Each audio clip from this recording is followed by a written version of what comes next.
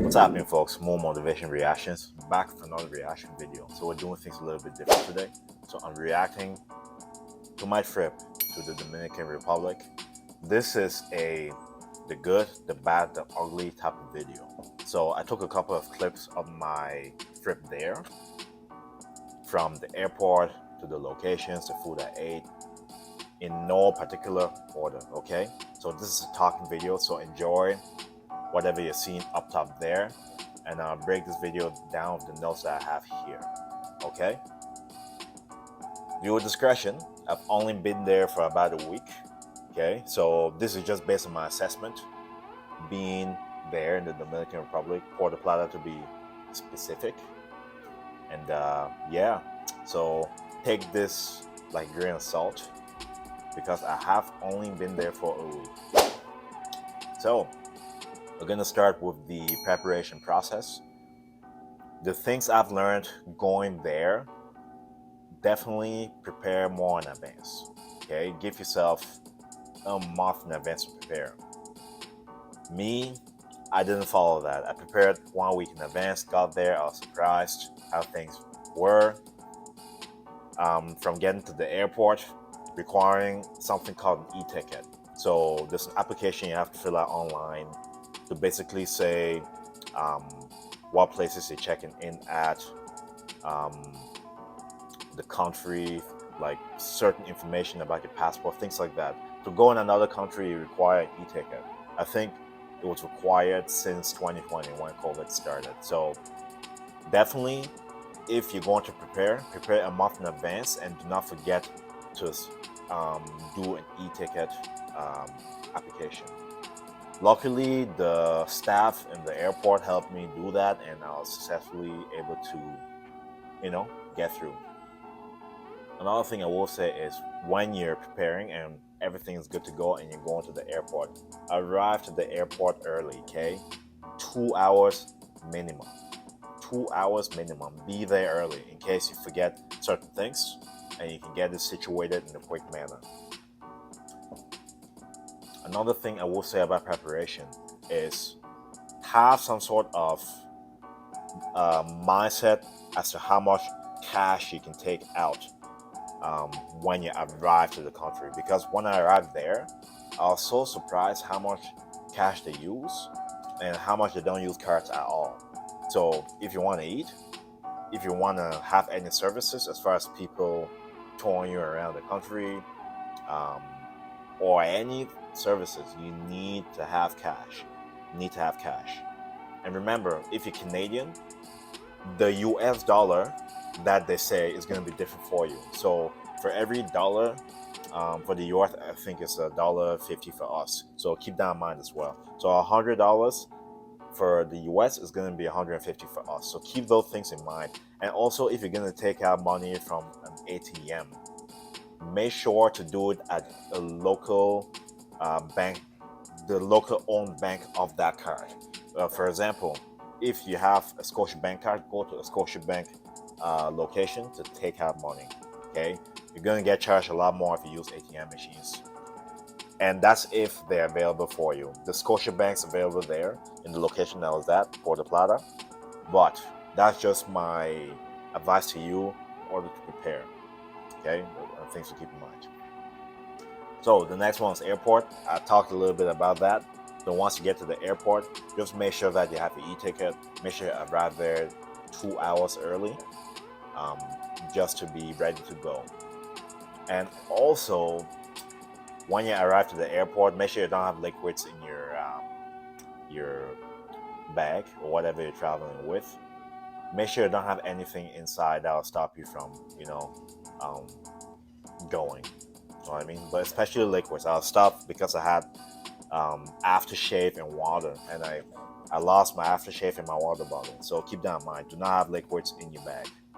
Okay. So upon arrival to the Dominican Republic, as I was getting out of the airport, a cab driver automatically got me, which was good.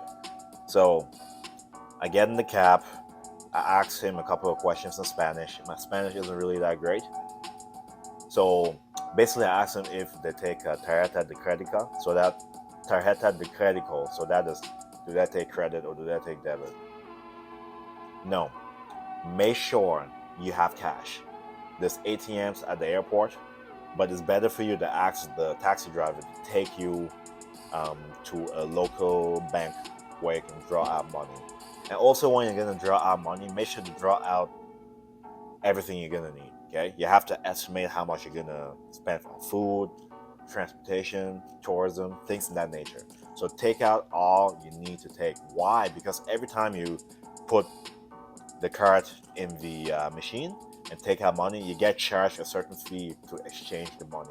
So make sure to take out everything you need once so that you don't have to deal with it. This is the mistake I made. I went and I took out money multiple times. Okay, so make sure you do that. Okay, so upon arrival, we talked about the taxi and the taxi driver taking you and making sure they have cash.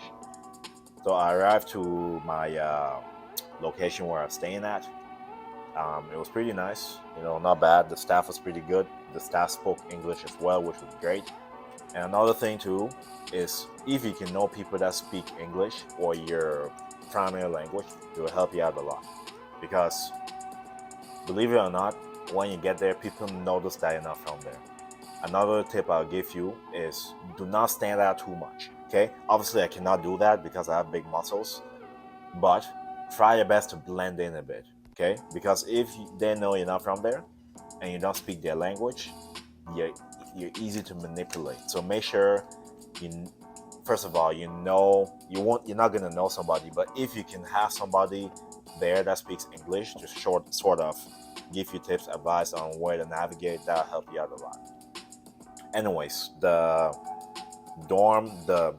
hotel / apartment room I was staying at, awesome. The staff was great. They spoke my language as well, which helped me a lot. Okay, so this wasn't actually a resort. This was just an apartment in a neighborhood. Okay, and you often hear, which is going to be my next point, resorts versus non-resorts. You hear a lot of things about things being dangerous outside the resort.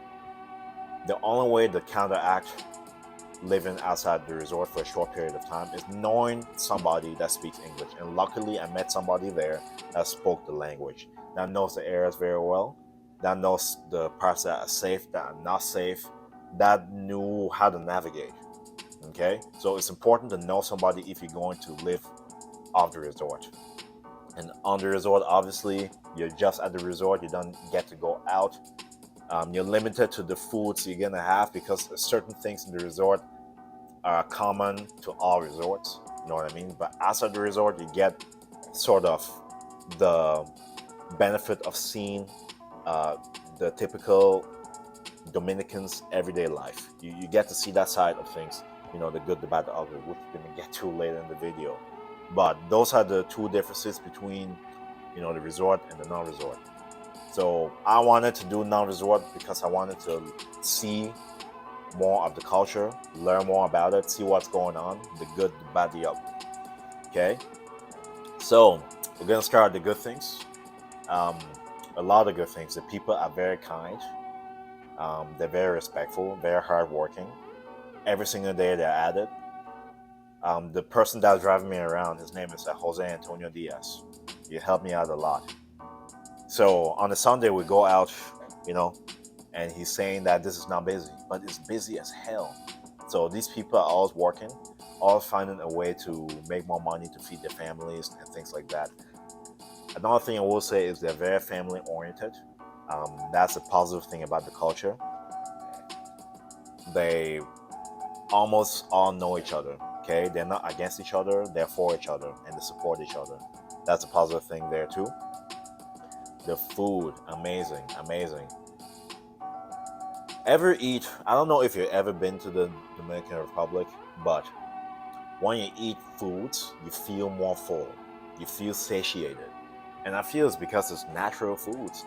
So I don't know what the heck they put in the foods in North America, but you eat it, you're more hungry. You eat it, you're not full. You eat it, you gain more weight. And as a fitness professional, okay, or as a fitness person, I will say that my calorie surplus and deficit will be different there than here because there's something different about the food here, for sure. So that's another thing that's good about the food. The fruits are fresh, the vegetables are fresh, The meats, fresh fish, the service is great when you go to restaurants. They're respectful, they're kind. A lot of the staff that work in restaurants also speak English, which is going to help anybody from the North American region to travel down south. Most of the staff that work in general know English also.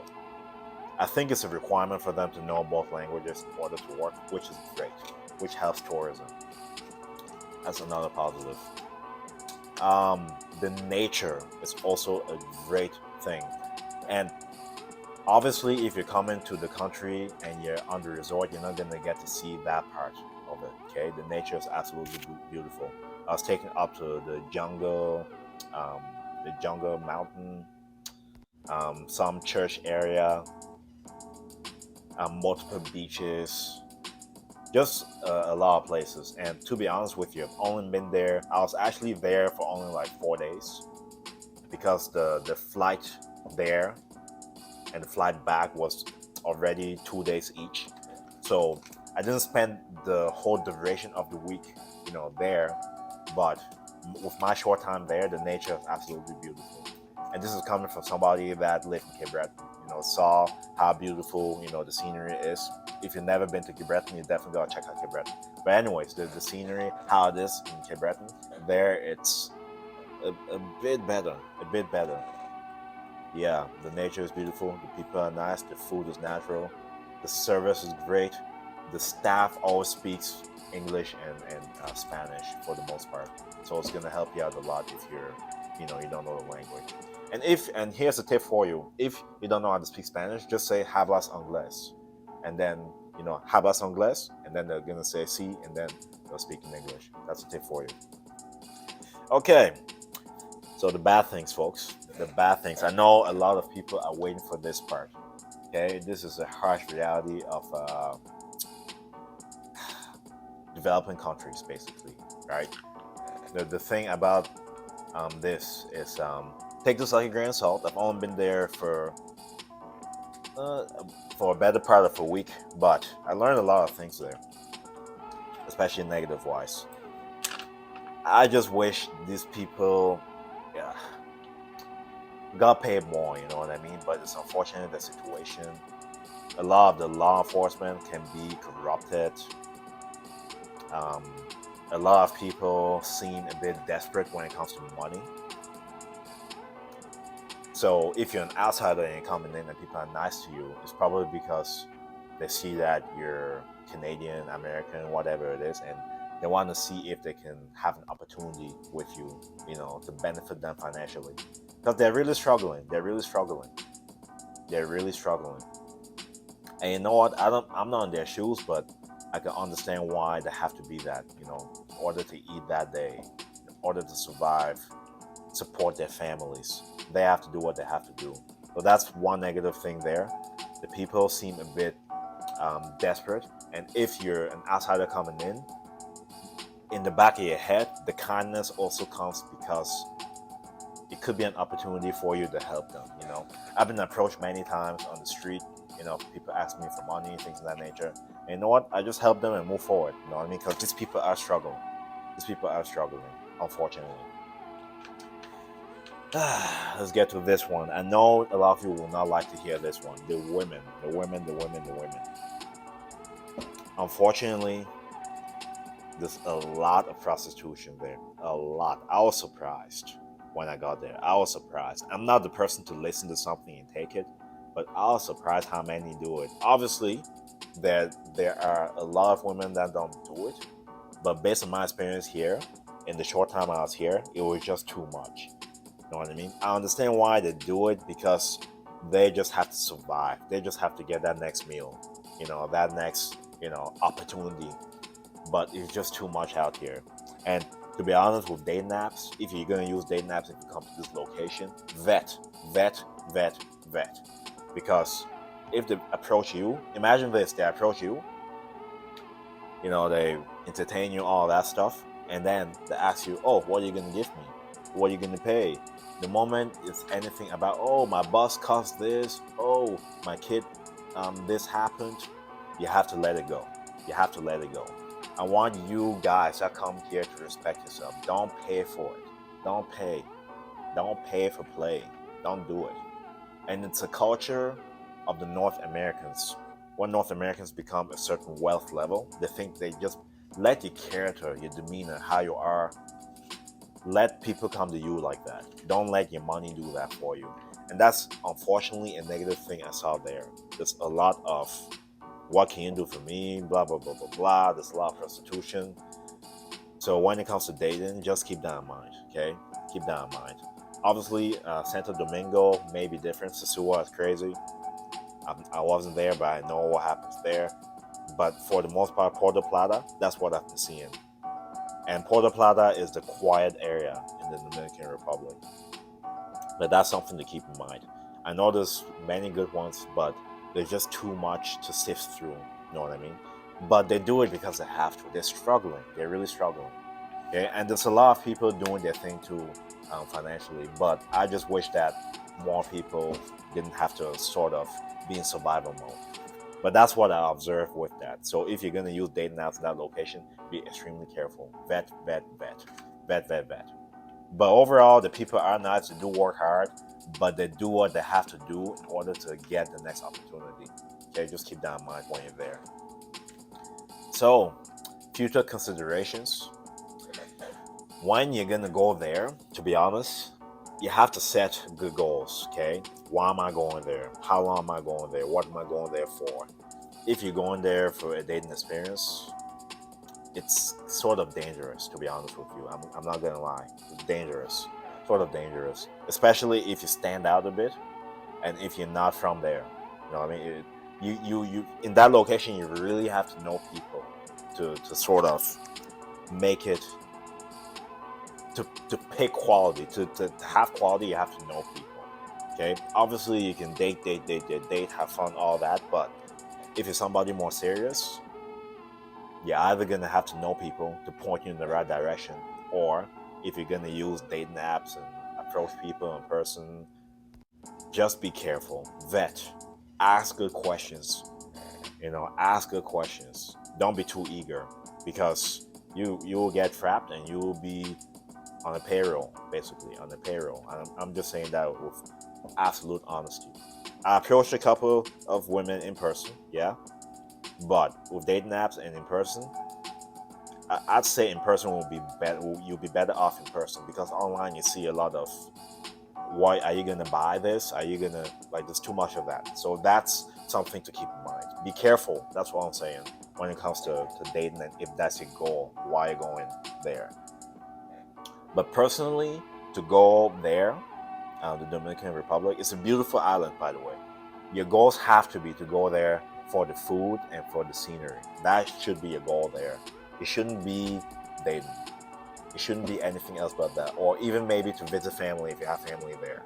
But go there to enjoy the food and the scenery. That's all you go there for. Because outside the resort, it's beautiful. There's the good, the bad, the ugly, obviously. Right? I didn't even get into the driving. But the driving there is quite interesting also. But if you're gonna go there, have good goals, okay? Prepare in advance, know what you're getting into, know what to expect. Know what to expect. And this is just a raw and uncut video, speaking from the mind. Um, I don't like my video to be too structured, because when you're too structured, you sort of keep yourself in that box. I want to sort of say things as I'm thinking. But take this with a grain of salt. I've only been there for about a week, and that is what I saw. That's what I saw. And thank God I had a good tourist guide, Jose Antonio Diaz. He took me around the city. He took me to the better parts of the city, where to get food, restaurants, mountains, places of service. You name it, he took me there. So I'm really thankful for that. And overall, it was a great eye-opening experience. I feel like I'm back with more perspective, and hopefully, this is something you can take.